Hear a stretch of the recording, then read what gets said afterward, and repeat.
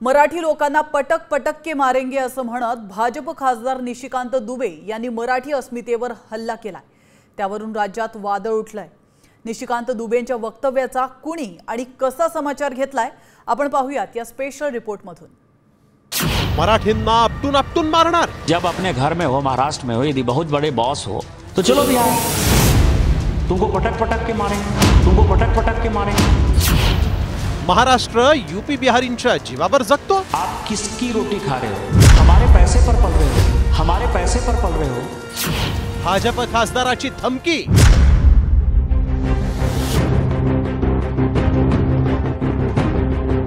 मराठी मनाला सुखावणारं हे दृश्य पाहून मराठी विरोधात भाजप खासदारानं गरळ ओकली आहे। आप किसकी रोटी खा रहे हो?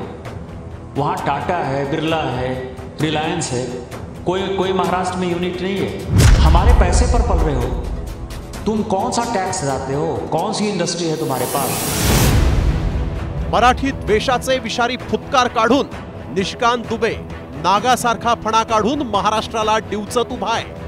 निशिकांत दुबेनं मराठी विरोधात आगपाखड करताना केवळ ठाकरेंनाच आव्हान दिलेलं नाही, तर महाराष्ट्रातील 13 कोटी मराठी माणसाच्या अस्तित्वाला त्यानं डिवचलंय। जब अपने घर में हो, महाराष्ट्र में हो, यदि बहुत बड़े बॉस हो तो चलो बिहार, तुमको पटक पटक के मारेंगे, तुमको पटक पटक के मारेंगे। हिंदी सक्ती विरोधात महाराष्ट्रातला मराठी माणूस पेटून उठला आणि पोटशूळ उठलेल्या अनेक परप्रांतीयांना हा मुद्दा चांगलाच बोचला। म्हणूनच मराठीवरून झालेल्या या एकीनंतर पायाखालची जमीन सरकलेल्या भाजपच्या निशिकांत दुबे या खासदारानं लक्ष वळवण्यासाठी आता उर्दू भाषेचा मुद्दा पुढे आणून या एकीला वेगळं वळण द्यायचा प्रयत्न केलाय। हिंदी भाषिकांना मुंबईत मारणाऱ्यांनो, जर हिम्मत असेल तर महाराष्ट्रात उर्दू भाषिकांना मारून दाखवा। आपल्या घरात तर कुत्रा देखील वाघ असतो, कोण कुत्रा कोण वाघ स्वतःच ठरवा। निशिकांत दुबे खासदार भाजप। महाराष्ट्रातील मायबोली मराठीसाठी रस्त्यावर उतरलेल्या मराठी जनांची आणि महाराष्ट्रातील मातब्बर नेत्यांची तुलना याच भाजपच्या खासदारानं थेट दहशतवाद्यांशी केली आहे। मुंबईत शिवसेना उद्धव ठाकरे गट, राज ठाकरेंची मनसे आणि पवारांची राष्ट्रवादी यांच्याच आणि काश्मीरमध्ये हिंदूंना पळवणारे सलाउद्दीन, मौलाना मसूद अझहर आणि मुंबईत हिंदूंवर अत्याचार करणाऱ्या दाऊद इब्राहिम यांच्यामध्ये काय फरक आहे? एकानं हिंदू असूनही अत्याचार केला आणि दुसऱ्यानं हिंदीमुळे अत्याचार केला। भाजपचा खासदार असलेल्या या निशिकांत दुबेनं मराठी प्रेमींची तुलना दहशतवाद्यांशी करून महाराष्ट्राच्या राष्ट्रप्रेमावर सवाल उपस्थित केलाय। त्यामुळे या दुबेवर विरोधकांनी आता काय आसूड ओढलेत पाहूया। ऐसे कुछ लकडबग्गे है। लकडबग्गा म्हणजे तरस, आता भेड़िया म्हणजे पण तुम्हाला काय माहिती आहे? तर ऐसे कुछ लोग हैं जो यहाँ हम खुशी खुशी सब रह रहे हैं, उनके बीच में आग लगाने की कोशिश कर रहे हैं। उनको मैं कहता हूँ कि आप कुछ भी कहें, आपको कोई यहाँ पहचानता नहीं तो आप अपना काम संभालिए। वाद निर्माण करायचे समाजामध्ये, त्यासाठी त्यांनी निशिकांत दुबेंना ठेवलेलं आहे। संसद सुद्धा जर व्यवस्थित चालू असेल तर संसदेमध्ये काय म्हणतात, शून्यकाल चर्चेच्या माध्यमातून कुठल्याही एका बहाण्याने उभं राहायचं आणि संसदेचं वातावरण सुद्धा त्या ठिकाणी जे आहे विस्कळीत करण्याचं काम जर कोणी करतं तर त्याचं नाव निशिकांत दुबे आहे। हिमालयाच्या मदतीला कायम सह्याद्री धावलाय, मात्र महाराष्ट्रानं जेव्हा जेव्हा मायबोली मराठीचा जागर केला तेव्हा तेव्हा मराठी भाषकांना कायम डिवचलं गेलं। देशाचे प्रत्येक हल्ले मराठी माणसानं आपल्या छाताडावर झेलले। 7 राज्यांना मागे टाकेल इतका टॅक्स एकटी मुंबई केंद्राला देत आली। दिल्लीचंही तख्त राखणाऱ्या महाराष्ट्राबद्दल गरळ ओकणाऱ्या आणि मराठी माणसाला आपटून आपटून मारण्याची स्वप्न पाहणाऱ्या या दुबे सारख्यांवर काय कारवाई होते, यावर आता 13 कोटी मराठ्यांची करडी नजर आहे। ब्युरो रिपोर्ट, साम टीव्ही मराठी। तुमको पटक पटक के मारेंगे। निशिकांत दुबे महाराष्ट्रात आल्यावर नक्की मुलाखत घेऊ असा थेट इशारा ठाकरे सेनेचे नेते वसंत मोरे यांनी दिला। 2 नेत्यांचं एकत्र येणं भाजप नेत्यांना झोंबतंय। मोरेंनी हातातील बांबू दाखवत थेट दुबेंना हा इशारा दिला।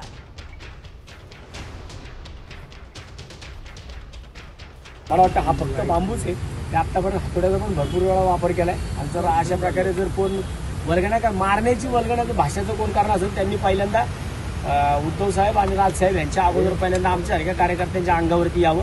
त्याच्यानंतर मग त्यांनी नंतर तिथं मुंबईपर्यंत जावं. शिवतीर्थन मातोश्री लांबच राहिले. त्यांनी आमच्यासारख्या कार्यकर्त्यांपर्यंत यावं, आमच्यासारख्या कार्यकर्त्यांना बोलून दाखवू. अशा प्रकारे त्यांना काय उत्तर द्यायचं ते आम्ही. तर इकडे निशिकांत दुबेंवर मनसेच्या राजू पाटलांनी सडकून टीका केली आहे. तुम्ही ज्या राज्यात राहता त्यांच्यापेक्षा 10 पट GST महाराष्ट्र जमा करतो. त्यांनी आम्हाला शिकवू नये. तुमच्याकडे गुन्हेगारी होते, खंडणी वसूल केली जाते म्हणून व्यापारी पळतात अशी टीका देखील त्यांनी केली आहे. हे ज्या राज्याचं प्रतिनिधित्व करतात त्याच्यापेक्षा 10 पट जास्त GST एका वर्षात आपलं महाराष्ट्र राज्य देतो. तर त्यांना 10 वर्षात जेवढं जमा होणार नाही तेवढा महाराष्ट्र एका वर्षात देतो. आणि ते आम्हाला शिकवणार की त्यांच्या पैशावर हे करतं.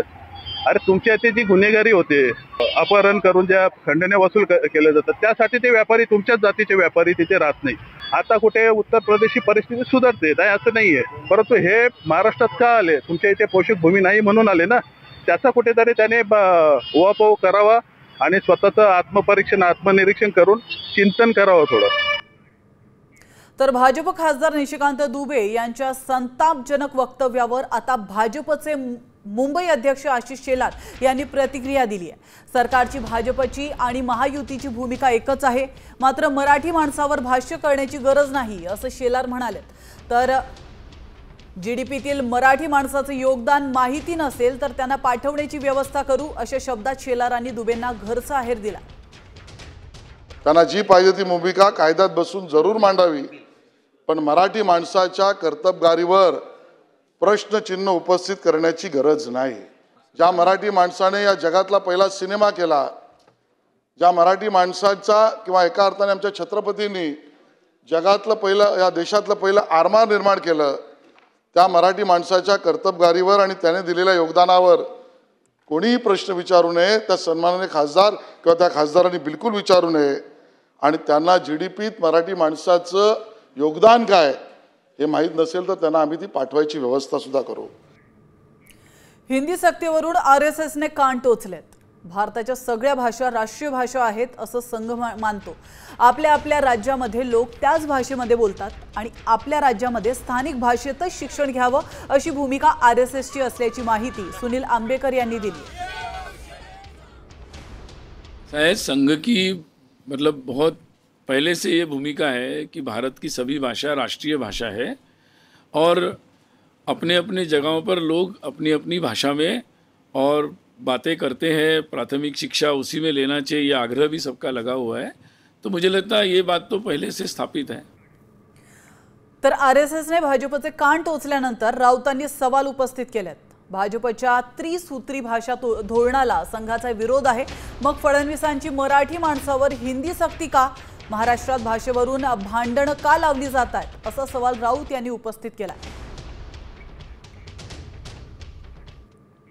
पुण्यातील सासवड ST स्टँडवर 9 तासांपासून वारकरी ताटकळत उभे आहेत.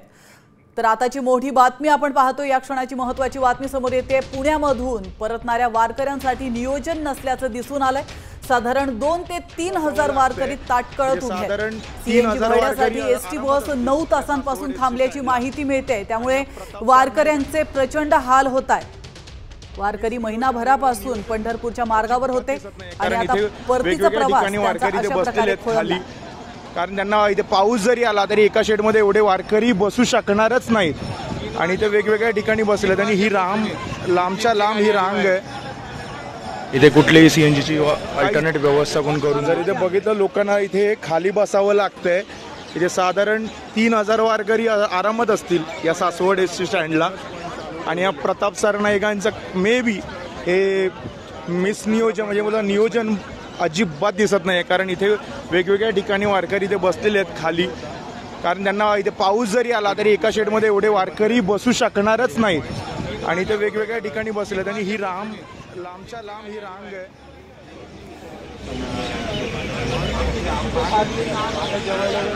तर पुण्यातील सासवड ST स्टँडवरची ही दृश्य आहेत. 9 तासांपासून वारकरी ताटकळत उभे आहेत. आपण पाहतोय वारकरी गेल्या महिनाभरापासून पंढरपूरच्या मार्गावर होती, त्यांनी पायी वारी केली होती, मात्र परतीचा प्रवास अशा प्रकारे त्यांच्या खोळंबलेला आहे। परतणाऱ्या वारकऱ्यांसाठी नियोजन नसल्याचं दिसून आलंय आणि इथलं विदारक सत्य एका तर याविषयी अधिक माहिती देण्यासाठी स्वप्नील हराळे वारकरी आपल्यासोबत जोडले गेलेले आहेत। स्वप्नील, आता या क्षणाला तुम्ही कुठे आहात आणि काय व्यवस्था त्या ठिकाणी करण्यात येते? प्रशासनाचे कुठले अधिकारी त्या ठिकाणी आलेले आहेत का आणि वारकऱ्यांची कशी सोय करण्यात येते? काही अधिक माहिती? इथे तर पहिलं आता झालंय की आता पोलीस अधिकारी तानाजी बर्डे म्हणून आहेत, ते आल्यानंतर आता इथे त्यांचं चाललेलं आहे की इथे 4 पॉइंट चालू करणार आहेत आणि आतापर्यंत एका पॉइंटला सगळ्या बसेस भरत होत्या आणि लोक 6 तास तात्काळ उभे, इथे लोकांच्या 4 वाजल्यापासून त्याच्या आधीपासून पण होते, लोकांचे वॉशरूम साठी पैसे घेत आहेत, लोकांना वॉशरूम उघड्यावर आहे, 2000 वारकरी ते उघड्यावर बसलेले आहेत, तिथे आजारपणातले पेशंट आहेत, कोणाला काही गैरसोय होईल याची दक्षता कोणी घेत नाहीये। इकडचे म्हणजे डेपो अधिकारी हे फोन उचलत नाहीयेत आणि यांच्यासाठी पोलीस अधिकाऱ्यांना पुढे केलं जात आहे। बाकी एसटी मधले कोणी कर्मचारी पुढे येऊन बोलत नाही आणि त्यात बाथरूमचं पाणी बंद करून ठेवलंय। म्हणजे माझ्या बाजूला तुम्ही आवाज बघताय की लोकांना वॉशरूमसाठी पैसे घेतात पण पाणी देत नाहीये, म्हणजे एवढी घाणेरडी गैरसोय। म्हणजे तुम्ही 5000 बसेस सोडल्यात पण तिथून तिकडे पुढे जर एक सासवड मध्ये फक्त सीएनजी पंप त्यांनी ठेवलाय, आजूबाजूचे सगळे सीएनजी पंप बंद ठेवलेत आणि सगळा सप्लाय इथे दिलाय आणि इथे दिल्यानंतर फक्त एकच आउटपुट फक्त बस भरण्यासाठी दिलं जात आहे। ही एवढी गैरसोय परिवहन मंडळ जे प्रताप सरनाईक आहेत, जर त्यांनी हे एवढी गैरसोय जर करायची होती तर आम्हाला आधीच सांगायचं, आम्ही प्रायव्हेट गाड्या करून गेलो असतो घरी, कारण खूप वारकरी संप्रदायाचे लोक म्हणजे एवढे भडकले आहेत की आता म्हणजे काही सांगावं, म्हणजे लोक हातपाई करण्यामुळे उतरलेले आहेत आणि जर रस्ता रोको सुद्धा जर नाही काही नियोजन तोडगा निघाला तर रस्ता रोको किंवा बस रोको करण्याचाही आम्ही तयारीत आहोत। आणि बऱ्याच लोकांचे मला हे बोलायचं की बऱ्याच लोकांचे उपवास आहेत, त्यांनी अजून उपवास सोडलेले नाहीयेत। या 70 ते 80 वर्षाची म्हातारे लोक सुद्धा आहेत की ज्यांनी उपवास पकडले, त्यांना उपवास सोडायचा आहे। त्यासाठी आम्हाला वाटलं आम्ही घरी जाऊ 1 वाजेपर्यंत, आम्हाला उद्या कामावर जायचंय, आमची लहान बाळं वाट बघत असतील, म्हणजे माझी नाही पण इतरांची लहान बाळं वाट बघतायत, पण त्यांच्यासाठी काही त्यांचं नियोजन नाहीये। बिलकुल, नक्कीच स्वप्नील, तुमचा हा आवाज परिवहन मंत्र्यांपर्यंत पोहोचेल अशी अपेक्षा आपण करूयात। धन्यवाद तुम्ही दिलेल्या महत्त्वपूर्ण माहितीबद्दल।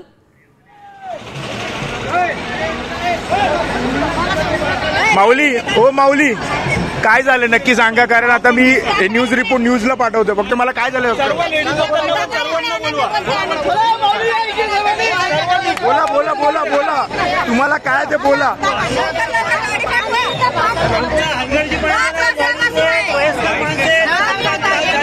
एक एक एक एक एक पहिले त्यांना बोलू द्या।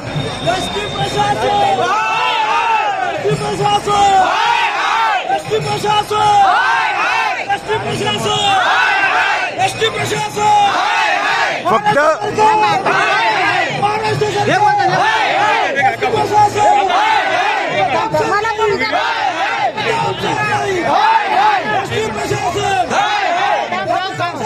काय झालं नक्की, काय झालंय, काय झालं, किती वेळ? सकाळी 7 वाजता पंढरपूरवरनं आलेली लोक तिथे 3-3 माळ्याचे शौचालय बांधलेत, एकही शौचालय चालू नाही, महिला सगळ्या तिथून बिना फ्रेश होता इथं आलेले आहेत। एक तर गाड्या तुम्ही सासवड मार्गे आणल्यात 100 किलोमीटर उलट्या फिरून, सीएनजी तुमचा जातोय तो जातोय, तुम्ही वाकडला किंवा चांदणी चौकातल्या सीएनजी पंढरपूरवरनं मुंबईला जाणाऱ्या गाड्यांना का देत नाही? 8-8 तास लोक सकाळपासून थांबलेत, 12 वाजता सकाळी आलेली लोक अजूनही त्यांच्या गाड्यांना सीएनजी भेटलेला नाही। सासवडला सीएनजी भरण्यासाठी काय गाड्या येतात? तुम्ही गुजरातला मेट्रो बांधण्यासाठी अर्धा कोटीचं पॅकेज देता, हायटेक करता आणि पंढरपूर महाराष्ट्राचा प्रवासी टॅक्स महाराष्ट्रात भरतो आणि त्याच्यासाठी कुठली सुविधा नाही। वर्षातून येणाऱ्या आषाढी वारी वारी कोणत्याही वर्षामध्ये वारकऱ्यांचे झाले, गेल्या 30 वर्ष वाऱ्या व्यवस्थित चालवतात, ह्या वारी सरनाईकांचा जाहीर निषेध।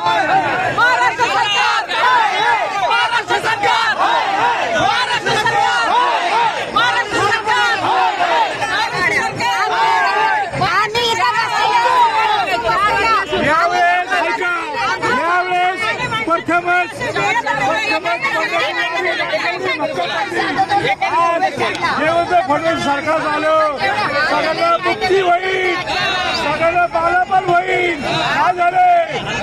अन्याय झालाय. काय मिळलं?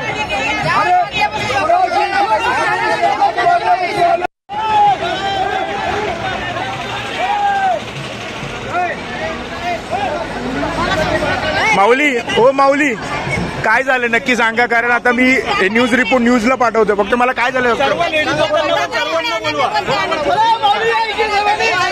बोला बोला बोला बोला, तुम्हाला काय ते बोला.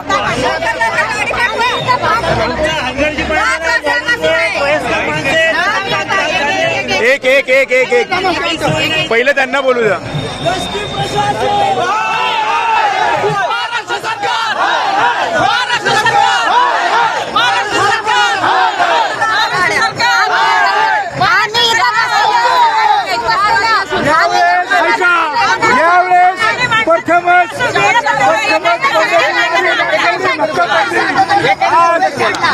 फडणवीस सरकार झालं सगळ्यांना मुक्ती होईल, सगळ्यांना बालापण होईल. काय झालंय?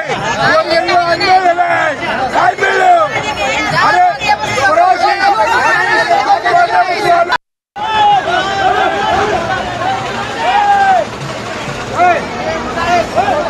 आपण या दृश्यांच्या पाहू शकतो. परिवहन मंडळ हाय हाय आणि महाराष्ट्र सरकार हाय हाय अशा घोषणा आता या वारकऱ्यांकडून दिल्या जात आहेत. पुण्यातील सासवड मधली ही दृश्य आहेत. या ठिकाणी एसटी स्टँडवर तब्बल 9 तासांपासून वारकरी ताटकळत उभे आहेत. परतणाऱ्या वारकऱ्यांसाठी नियोजन नसल्याचं दिसून येतं. एकूणच परिवहन मंडळाचं नियोजन शून्य कारभार आपण पाहू शकतो. या वारकऱ्यांचा प्रवाशांचा संताप होतोय. 7 वाजता पंढरपूरवरून आलेली लोक तिथे 3-3 माळ्याच्या शौचालय बांधलेत. एकही शौचालय चालू नाही. महिला सगळ्या तिथून बिना फ्रेश होता इथं आलेले आहेत. एक तर गाड्या तुम्ही सासवड मार्गे आणल्यात 100 किलोमीटर उलट्या फिरून. सीएनजी तुमचा जातोय तो जातोय. तुम्ही वाकडला किंवा चांदणी चौकातल्या सीएनजी पंढरपूरवरून मुंबईला जाणाऱ्या गाड्यांना का देत नाही? इथं 8-8 तास लोक सकाळपासून थांबलेत. 12 वाजता सकाळी आलेली लोक अजूनही त्यांच्या गाड्यांना सीएनजी भेटलेला नाही. सासवडला सीएनजी भरण्यासाठी का गाड्या येतात?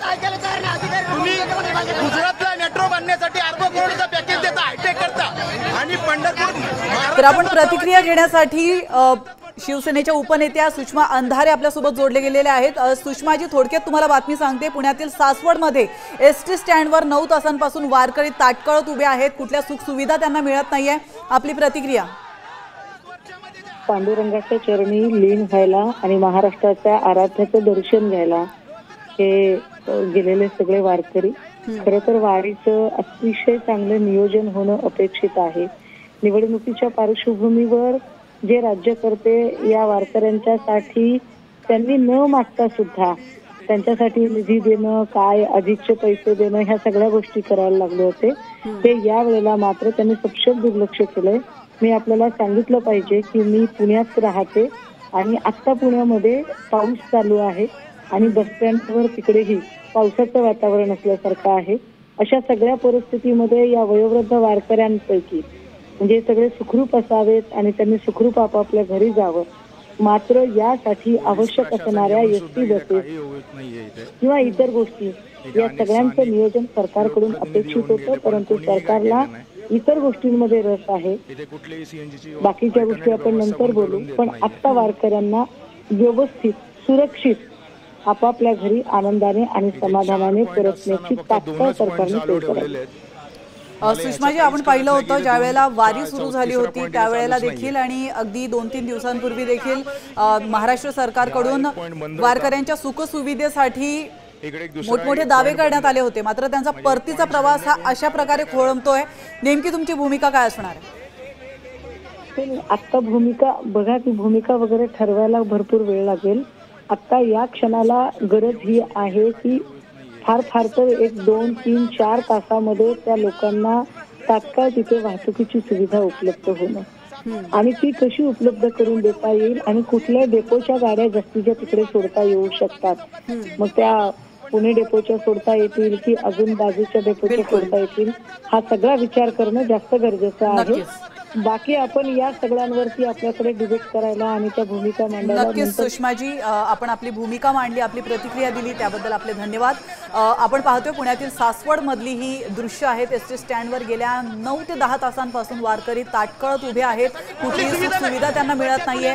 वॉशरूमची देखील सुविधा त्यांना मिळत नाहीये. त्यासाठी त्यांच्याकडनं पैसे घेतले जात आहेत आणि वॉशरूम मध्ये साधं पाणी सुद्धा त्यांच्यासाठी उपलब्ध करून दिलं जात. जर इथे बघितलं लोकांना इथे खाली बसावं लागतंय.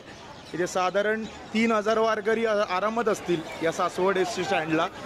आणि या प्रताप सरनाईकांचं मे बी हे मिसनियोजन म्हणजे मला नियोजन अजिबात दिसत नाही. कारण इथे वेगवेगळ्या ठिकाणी वारकरी इथे बसलेले आहेत खाली. कारण त्यांना इथे पाऊस जरी आला तरी एका शेडमध्ये एवढे वारकरी बसू शकणारच नाहीत. आणि इथे वेगवेगळ्या ठिकाणी बसलेत आणि ही लांबच्या लांब ही रांग आहे.